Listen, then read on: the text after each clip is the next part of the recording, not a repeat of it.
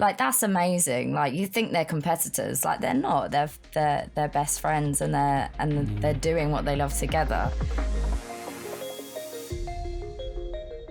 Do you feel like there's like more, I don't know, not competition, but like more vocalists coming into drum and bass? Like, it's a feeling I've had, but I don't know if it's like just me noticing more or if it's I actually... think absolutely. But I've got to say, like, the girls and boys that are coming in, it doesn't feel like competition. It just feels like a bigger community. Okay. Like, all the vocalists I talk to, they're the nicest people. And even like you've got Rhea and Colette doing their label and their album, like, that's amazing. Like, you think they're competitors. Like, they're not. They're best friends, and they're doing what they love together.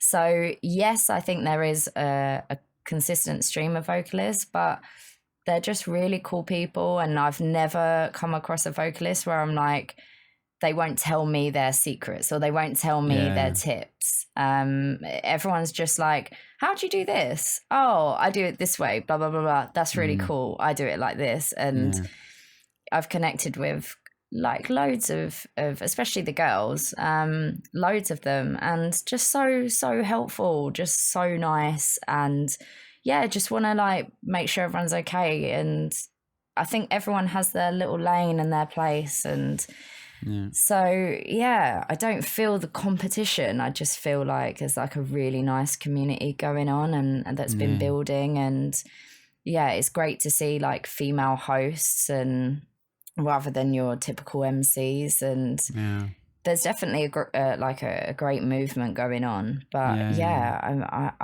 think everyone's just in it together. It's a really nice vibe. Yeah.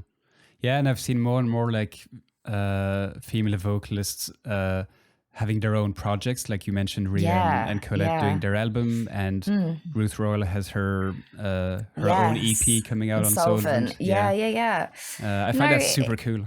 Yeah, it really is, because like when I got into the scene, not as a creative, but as a raver when I was 15, you never saw that at all, and it never even come into my mind that would happen. I mean, I think I saw a few like Jenna G sets, but it was always on a random. It weren't like, your weekly event.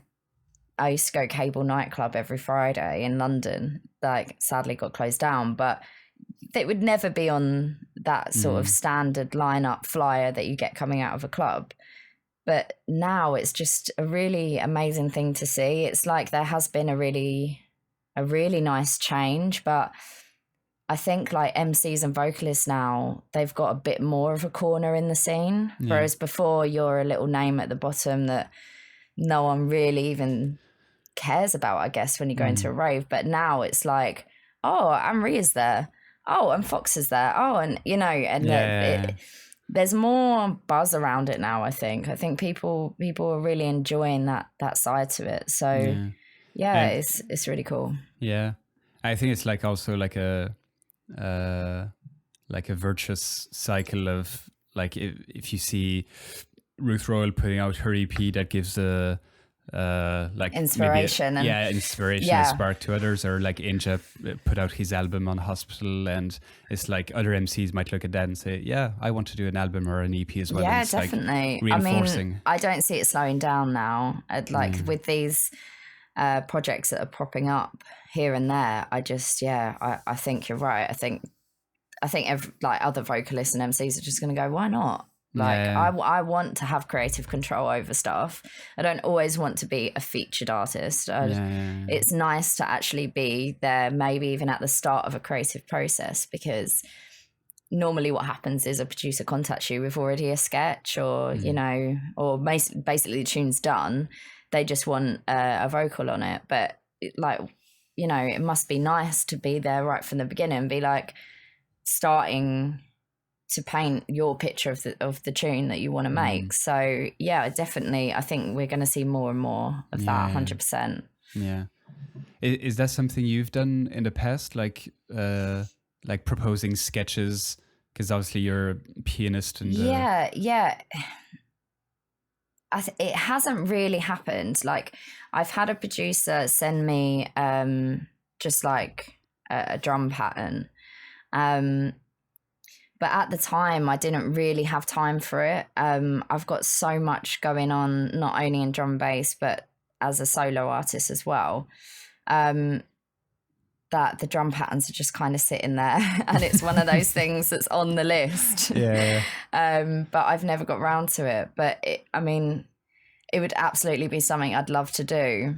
It was just, I'm trying to juggle everything and keep up with everything. And I think what it is if I've got a producer who's come to me with the track there, it's kind of like, right, I'll get that done and then I'll do it. But then another track comes in. It's like, right, I'll get that done and then I'll do it. And like I said, it just kind of sits at the bottom of the list. But it's definitely something I'd love to do, just because I love to write chords, and I love that really like organic creative process where there's nothing there and you're literally creating something beautiful. Out of nothing.